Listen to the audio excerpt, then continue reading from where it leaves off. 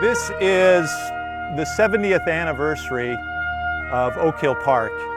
In September of 1949, 70 years ago, the community was filled, basically, fully occupied.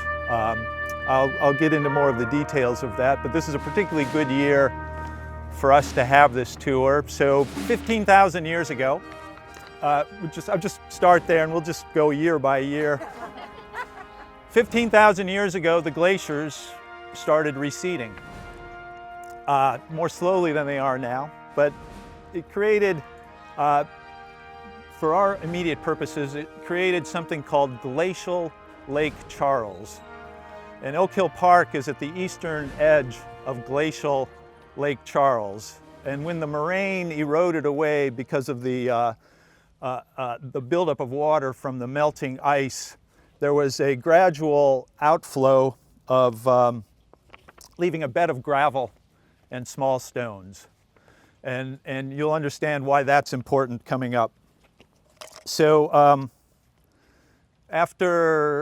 shortly after the glaciers receded, Native Americans started inhabiting the area. And by the early 1600s, the Nonantum tribe was here, led by Chief Wobbin.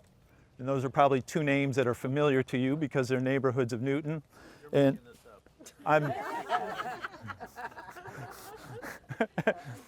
up. Peter's Googling all this on his phone even as I speak. And actually, Chief Wobbin was the first Native American in this area to be converted to Christianity by John Eliot, of course, yes. So it's early 1600s, as you all know, the Europeans started to arrive in force and brought with them a lot of European diseases, and the Native American tribes were decimated.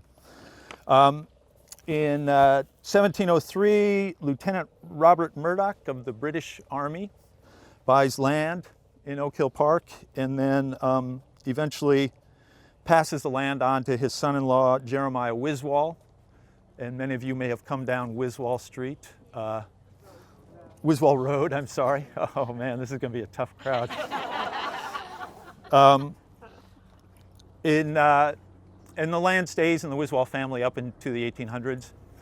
Many of you, if not most of you, are aware that Brook Farm was established just to the east of here in 1841, lasted to 1847.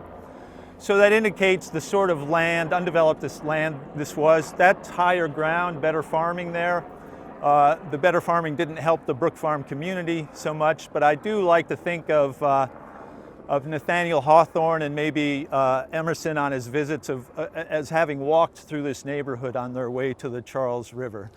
So in the 1800s, the Wilbur and Estey families buy land abutting the river. And in 1922, Newton enacted its first zoning ordinance.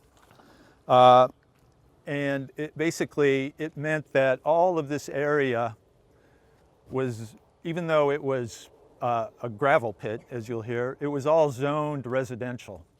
So something like, you know,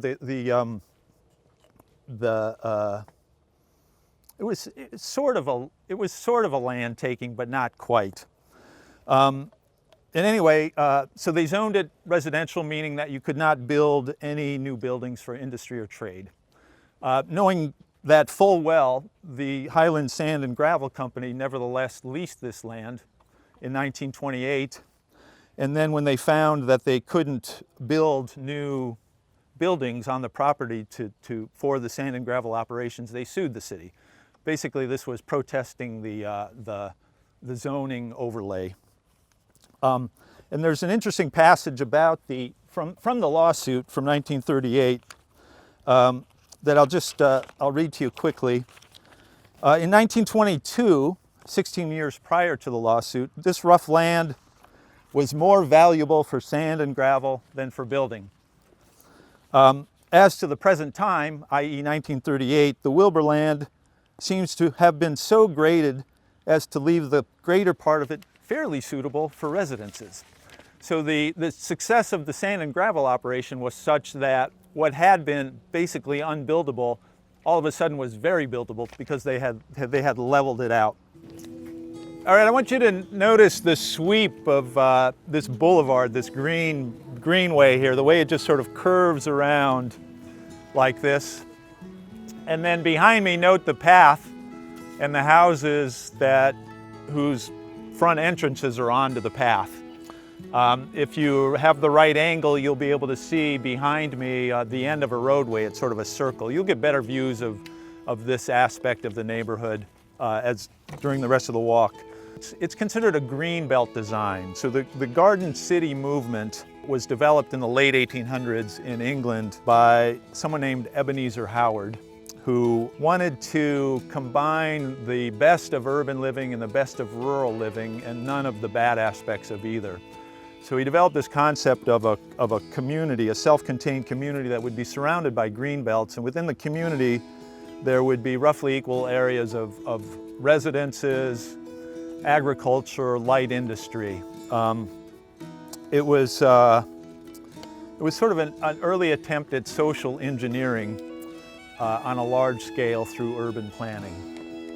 So fast forward 40 years to the Great Depression, and there's one of the more obscure New Deal programs is called the Resettlement Administration, which was intended to develop housing for poor urban dwellers and poor farmers who were, both of whom were losing their jobs or their farms.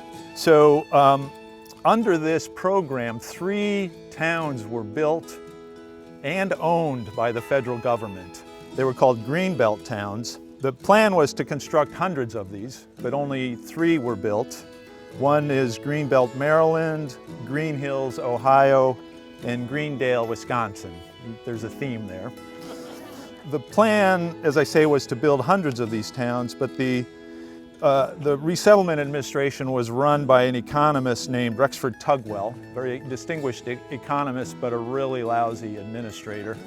And within 2 or 3 years, they pulled the plug on it. The Resettlement Administration was absorbed into the Farm Security Administration, and we should all be grateful to the Farm Security Administration because it was primarily responsible for a photography program that yielded the classic Walker Evans, James Agee work, Let Us Now Praise Famous Men. So anyway, these towns, all with green in their name, took their names from the wide belt of open land surrounding them. Was intended to reinforce a sense of local cohesion. The towns were built between 1935 and 1938. They yielded 25,000 jobs to build these towns, which was part of the reason for doing it. The towns, so Greenbelt had 885 dwellings. It was the biggest one. The houses were carefully arranged on super blocks with generous amounts of open space. The town center contained a municipal building, retail stores, movie theater, swimming pool, gas station, self-contained communities. Pedestrian paths wound all through these areas. Pedestrians were given priority over vehicles. I mean, they could get away with that in part because it was the 1930s, but they really wanted to encourage walkability. They received widespread praise because of their innovative design, but influential private real estate developers were pretty strongly opposed to these sorts of developments, and no others were built. And right after World War II, the federal government was forced to sell the communities. In one case, I think it's the Greendale, Wisconsin one, they actually sold it to the residents in a really interesting experiment that worked out pretty well. But basically, we were also on the cusp of the Cold War at that point, and there was a whiff of communism about this whole thing that needed to be avoided. So there were a number of engineering students coming out who had been coming out of colleges and universities after the war who'd been really influenced by this Greenbelt movement, and one of them was Willard Pratt. who was Newton Director of Public Works from 1948 to 1972. And I like to think of him as Newton's Robert Moses. You know, Robert Moses, if you've never read Robert Caro's book, The Power Broker, I really recommend it. But Robert Moses basically transformed New York City. I mean, he just had big plans, huge plans, and he forced them through. I have a feeling Willard Pratt was more modest in aspiration than that, but you'll keep hearing that name. I'm jumping forward a few years, but don't worry, I'll backtrack at our next stop to catch up. But when he presented the plan for Oak Hill Park, he presented two plans, two options. One was a grid pattern, you know, think Midtown Manhattan, rectilinear, and the other was what he referred to as a campus type plan, which was very much a greenbelt plan. He didn't call it a greenbelt plan, he called it a campus type plan. And he made a case for it by saying that there's fewer miles of streets that need to be paved. Sewer and water line engineering is easier because houses fall into natural clusters, and you'll see that as we walk through. The safety of children is greater because there's fewer through streets, which theoretically keep the cars moving more slowly, but those of you who have lived in Oak Hill Park know that it doesn't quite work that way. These 8-foot walkways, all these walkways are 8 feet wide, of which there are approximately 1.5 miles, are ideal for, in Willard Pratt's words, perambulators, roller skating, tricycling, etc. for the smaller children. And then his summary statement was, since this is more or less a campus type development, we feel that community spirit should be very highly developed and pride in the community should be such that property will be maintained so well that there should be no danger of decline, below normal depreciation in real estate values. So he's combining the fiduciary responsibility with a strong desire to do some top-down planning and basically getting his way. Because as we can see, Pratt's strong preference for what he called the campus type layout, the Greenbelt community prevailed here, and it really is a delight. So it's 1946, Newton, there's 5,000 veterans in Newton, and there's not enough housing. It's just that there's a housing crisis all over the United States. So at first the city there was a real reluctance there were a number of people in the city who wanted this to be all private enterprise.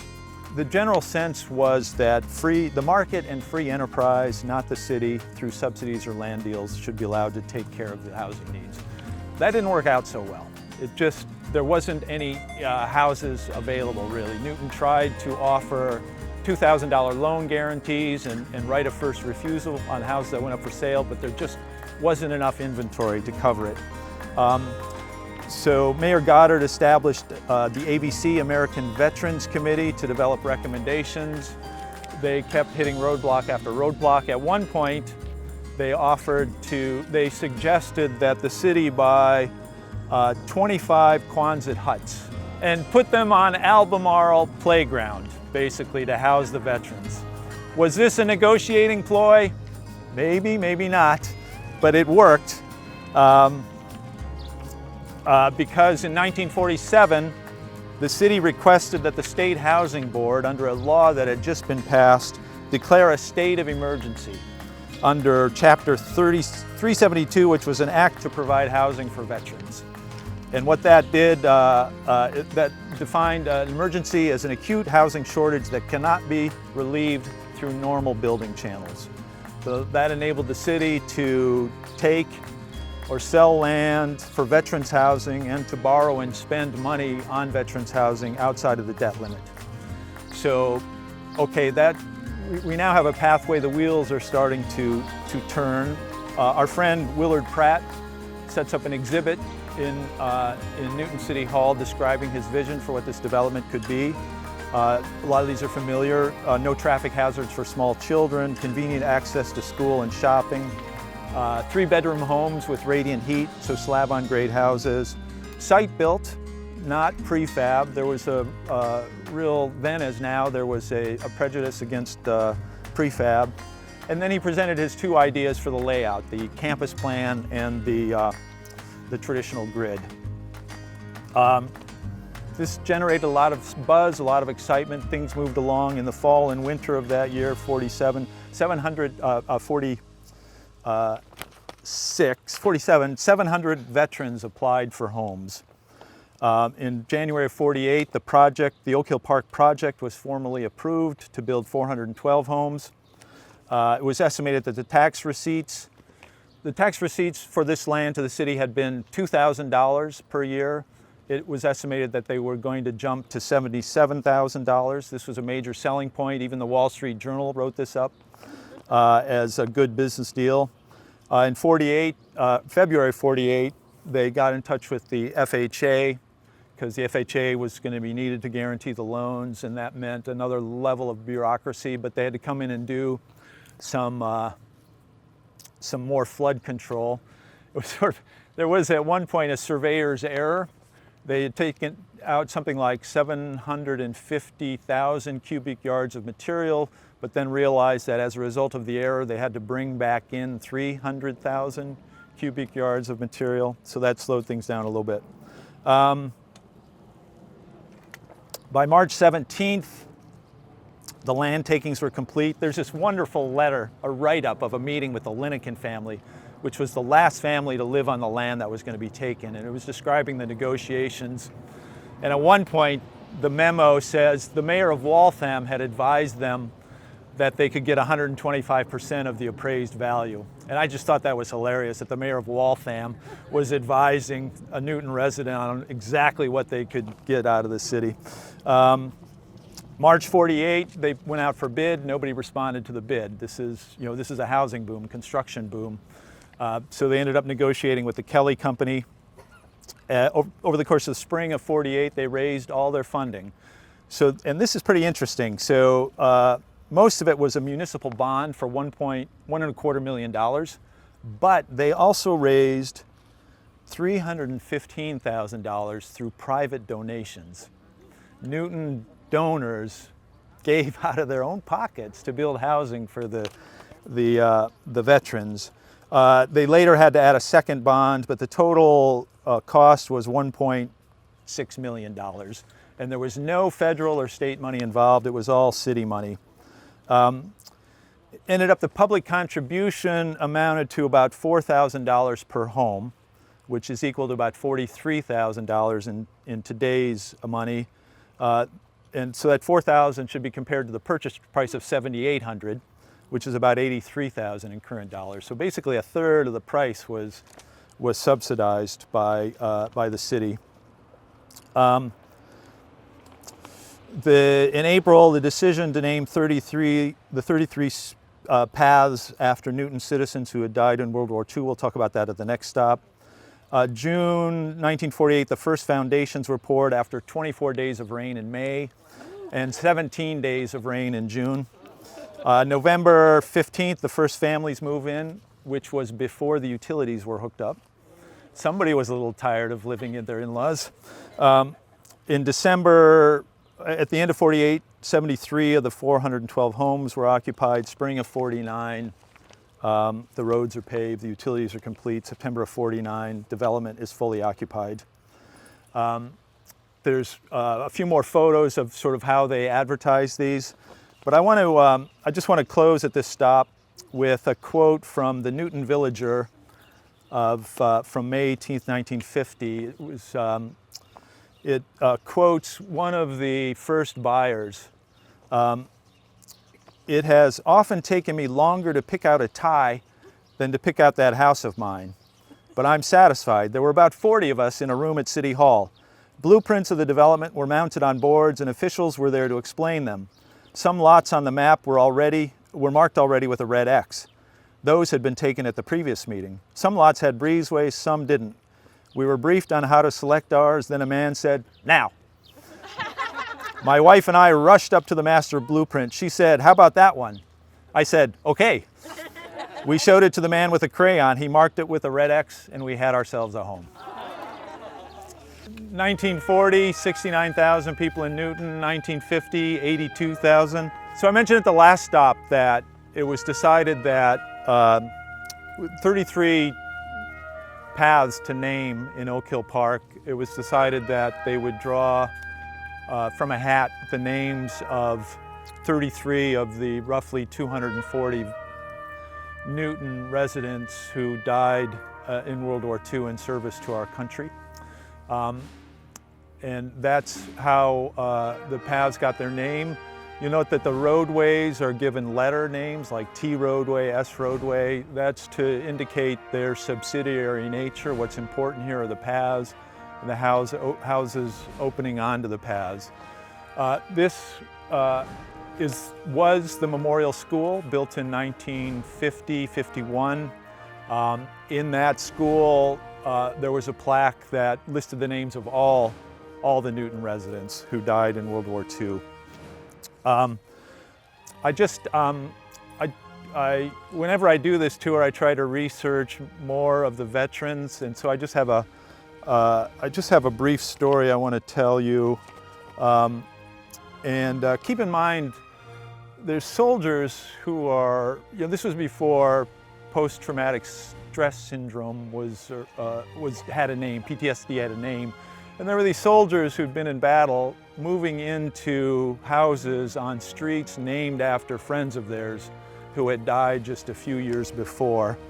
In fact, on the dedication day in 1950, one of the activities after all the ceremonies was receptions for the next of kin on the streets that their sons, that had been named for their deceased sons.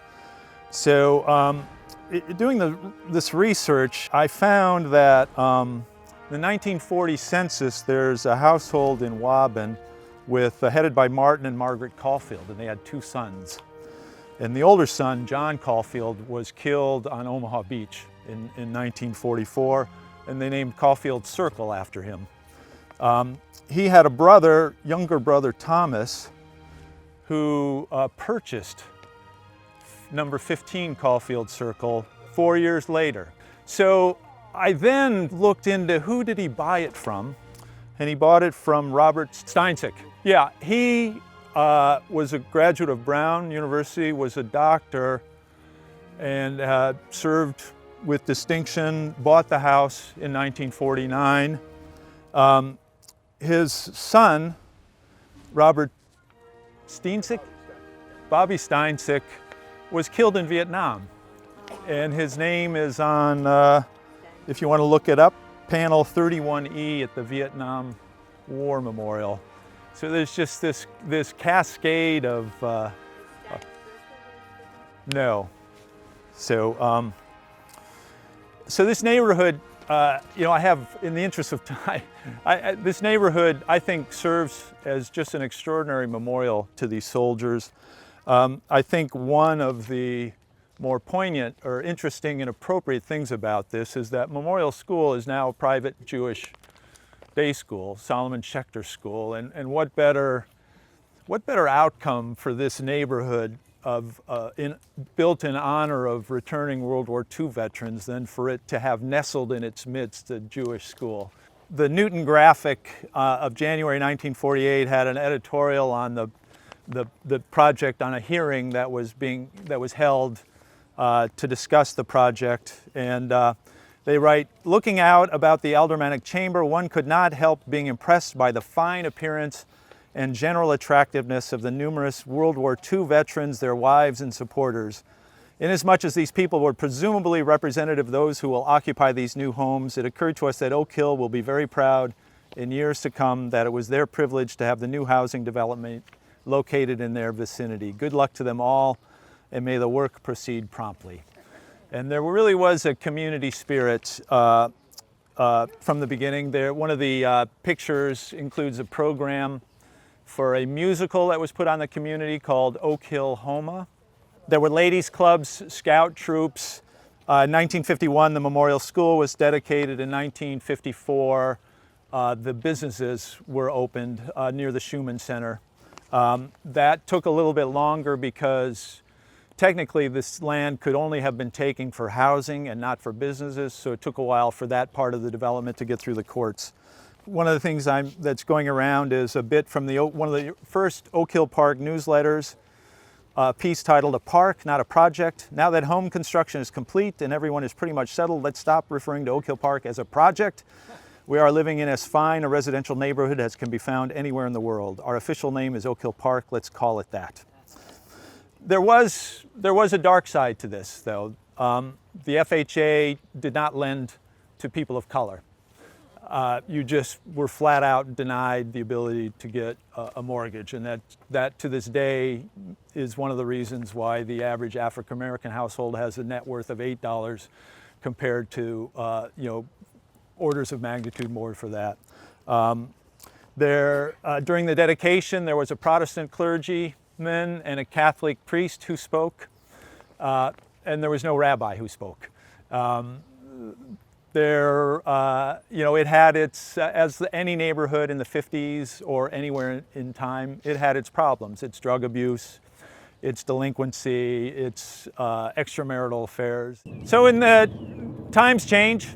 In the early days, there was a group of stores just behind the Schumann Center where, grocery store, drugstore, barber, beauty shop, and so on. But there were also a huge number of deliveries. A lot of produce, ice cream, services were delivered. There was a shoe wagon that went around. But then everybody started getting cars, and the importance of the community diminished over time. And the neighborhood changed. The stores had a harder time succeeding, which is why half of them were converted to condominiums. You'll note the roof line change if you peek around the corner. The Schumann Center behind me was built in the early 80s, and it's named after Robert Schumann, who was just a really staunch neighborhood advocate. He was opposed to the construction of a community center, but once the community decided they want to do it, he fought tooth and nail to make sure it happened. And they built it, some of you earlier were asking, was this a house? No, it was always built as a community center, but they wanted to be able to turn it into a house if it failed as a community center. But in fact, it is thriving as a community center.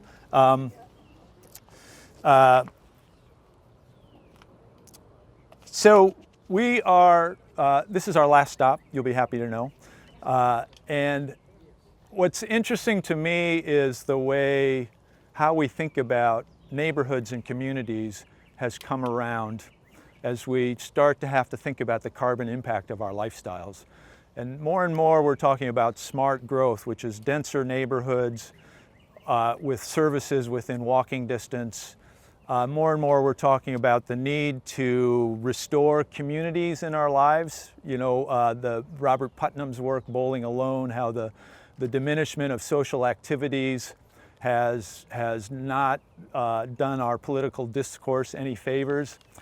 And it occurs to me that if you wanted to envision a Newton neighborhood that was really well positioned for the 21st century, it would not take too much nudging in too many directions for Oak Hill Park to be really a robust, community-oriented, low-carbon neighborhood, and not to mention just a delightful place to live.